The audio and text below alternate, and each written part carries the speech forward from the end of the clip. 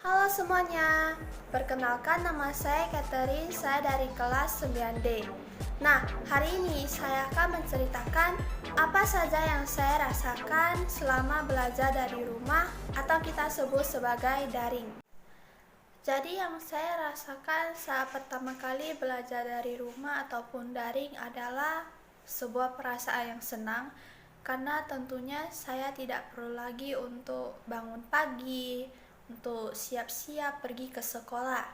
Dan juga saat proses belajarnya pun lebih santai karena dapat belajar di kamar ataupun ya sambil tiduran, sambil dengar lagu dan sebagainya. Tetapi lama-kelamaan setelah 2 minggu belajar dari rumah, perasaan bosan itu muncul karena kebiasaan kita yang ke sekolah lalu bertemu dengan teman, saling ngobrol dan juga intinya lebih seru daripada di rumah belajar sendiri. Dan untuk saya sendiri setelah menjalani dan melewati hari-hari belajar dari rumah sampai sekarang sudah hampir 1 tahun, bahkan sudah lewat sedikit. Perasaan bosan itu sudah hilang dikarenakan ya sudah menjadi sebuah kebiasaan. Karena saya sendiri juga merasa untuk permasalahan ataupun kesulitan yang saya hadapi saat belajar di rumah maupun belajar di sekolah itu ternyata tidak terlalu jauh berbeda karena mereka masing-masing memiliki sisi positif, dampak positif dan juga sisi negatif, dampak negatif untuk diri saya sendiri.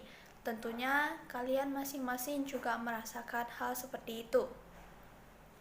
Untuk dampak positifnya adalah dimana yang saya tadi bilang saat belajar dapat lebih santai, lebih nyaman, lalu waktu luang juga lebih banyak dari sebelumnya, yang dimana kita harus ke sekolah, lalu ada beberapa orang yang les juga.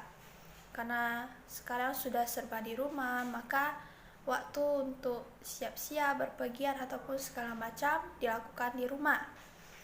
Nah, untuk dampak negatifnya sendiri tentunya ada, yaitu saat proses belajar.